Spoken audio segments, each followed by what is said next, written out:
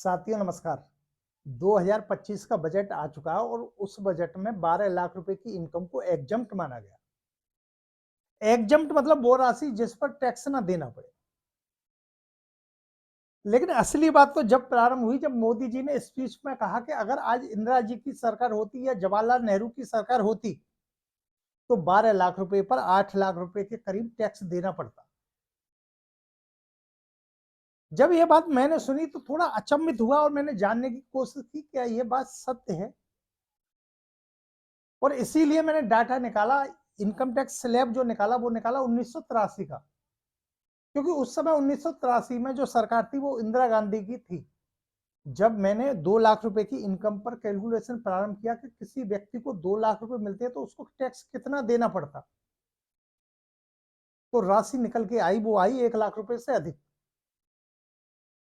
और यदि किसी व्यक्ति को उस समय के स्लैब के हिसाब से 10 लाख रुपए मिलते हैं तो राशि कितनी उसे टैक्स में देनी पड़ती, तो आप चौंक जाएंगे कि राशि जो बनती थी वो 6.5 लाख रुपए से अधिक बनती है।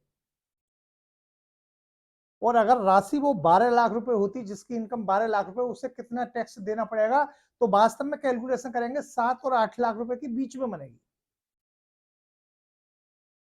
तो शुरू में तो मोदी जी की बात मुझे भी लगा कि राजनीतिक कारण की वजह से हो सकता है कि मोदी जी ने बोल दिया हो, लेकिन मुझे यकीन नहीं था। मैंने स्लैब निकाला, कैलकुलेशन करके देखा, तो बात वही निकल के आई। जो इनकम टैक्स की राशि थी वो बहुत ज्यादा थी। ये तो रही इंदिरा जी के समय की बात। फिर मैंने एक बजट देखा 55-56 का, 1955 और 56 का। उसमें जो तत्व आए वो और चौंकाने वाले थे। वो तत्व ये थे कि अनमैरिड लोगों के लिए एग्जम्प्ट राशि अलग थी और मैरिड लोगों के लिए अलग।